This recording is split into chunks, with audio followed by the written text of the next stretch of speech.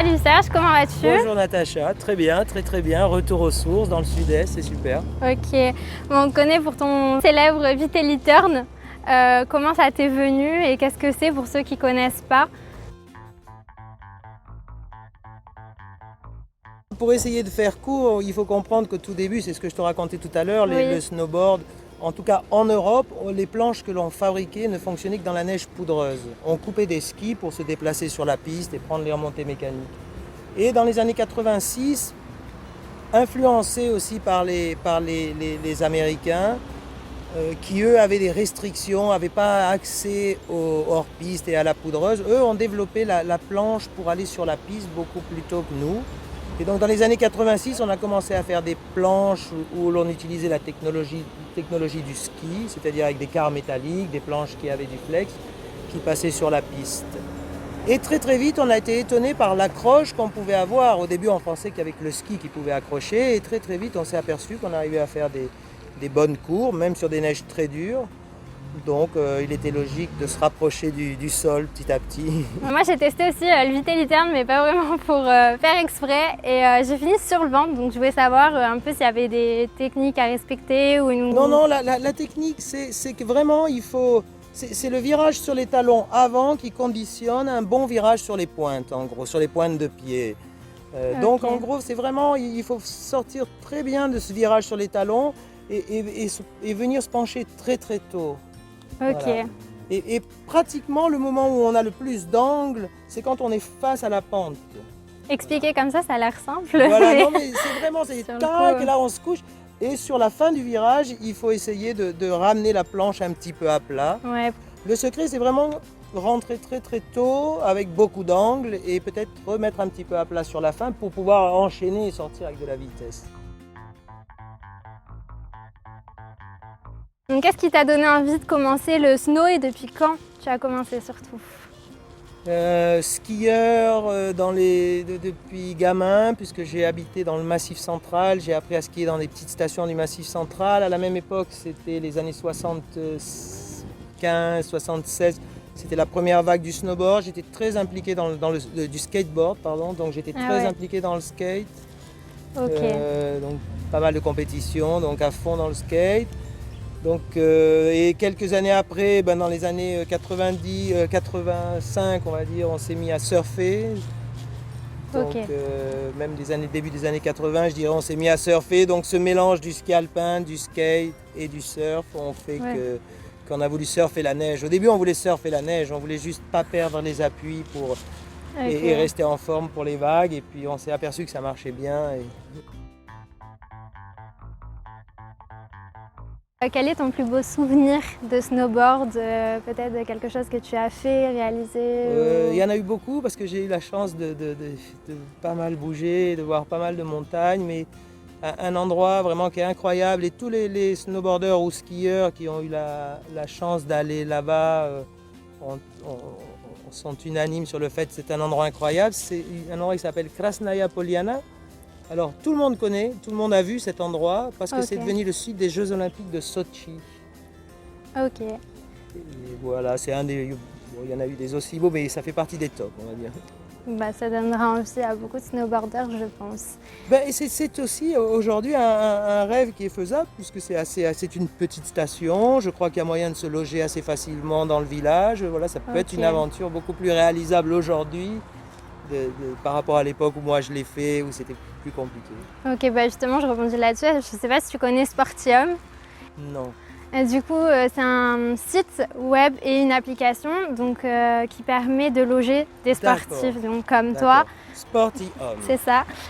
Donc surfeurs, kitesurfers, snowboarders, enfin tous les sports, VTT, enfin tous les... Mais du coup pour rencontrer des personnes passionnées dans des logements et aussi découvrir des spots, comme tu viens de dire par exemple. C'est super d'avoir ciblé un petit peu parce que c'est vrai que c'est pas forcément les mêmes destinations. C'est vrai que c'est difficile pour des sportifs des fois de trouver un bon spot pour son activité et trouver des personnes aussi passionnées peut-être qui font les mêmes choses. Moi je me suis encore pas trop consacré à tout ce qui est guide et tout ça, c'est vrai. Mais bon, de toute façon, c'est clair que sur les bons spots, c'est bien aussi d'être guidé sur les bons C'est clair. logements et les endroits C'est clair. qui sont soit fonctionnels, soit qui ont une âme.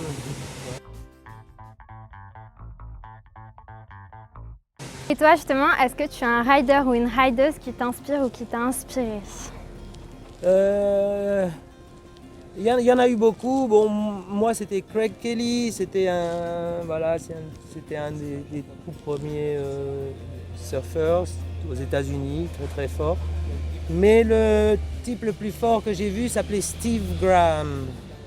C'est moi qui avais dessiné sa planche et j'ai eu l'occasion de faire pas mal de Ah ouais. snowboard avec lui et c'était absolument impressionnant. Comment il sautait des barres de 20-25 mètres, il posait tout avec un style en l'air absolument incroyable. Il était très polyvalent, il pouvait sauter comme il pouvait faire des bonnes courbes. Donc on parle souvent de Sean Palmer, de Craig Kelly, on voit souvent les mêmes noms, mais vraiment je crois que le meilleur snowboarder de la planète à l'époque, c'était Steve Graham. C'était absolument phénoménal. Et après, alors ça c'était avant l'autre phénomène du snowboard qui était Terje Akkonsen. Alors lui, ça a été aussi, voilà, le seul snowboarder, c'était vraiment le meilleur au monde. Il avait boycotté les Jeux Olympiques, ça avait été assez étonnant. À une époque, il y avait un peu des conflits avec les fédérations de snowboard et de ski. Mais voilà, c'est le génie du snowboard unanime. On va dire de 90 à 2005, il a gagné tout. Et il savait tout faire. Il savait descendre les grosses montagnes et personne allait dans le halfpipe comme lui. Voilà, tout. Steve Graham, Terje Akkonsen. Avec ça, il y a À noter, et Craig Kelly pour le style et voilà. Ok. Après, au niveau français, et au niveau mondial, mais chez les Français, Mathieu Crépel reste aujourd'hui pour moi le meilleur snowboarder, toujours pareil de par sa polyvalence. Ok. Et pour toi, te concernant, est-ce que tu fais d'autres sports outdoor?